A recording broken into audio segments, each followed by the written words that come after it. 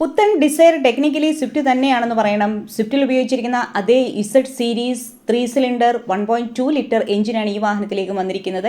82 HP പവറും 112 newton metre ടോർക്കുമാണ് ഈ വാഹനത്തിലേക്കുള്ളത്. ഇതിൽ ഈ വാഹനം നമുക്ക് 5 സ്പീഡ് മാനുവൽ ട്രാൻസ്മിഷനിലും 5 സ്പീഡ് ഓട്ടോമാറ്റിക് ട്രാൻസ്മിഷനിലും CNG പതിപ്പിലും ലഭിക്കും.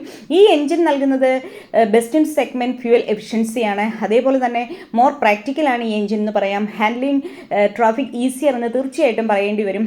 4000 RPM താഴെ ഒരു ബെസ്റ്റ് പെർഫോമറാണ് ഈ എഞ്ചിനിലെത്തുന്ന പുത്തൻ ഡിസയർ. ഇതിനകത്തേക്ക് ക്രൂയിസ് കൺട്രോളൊക്കെ തന്നെ വന്നിരിക്കുന്നു.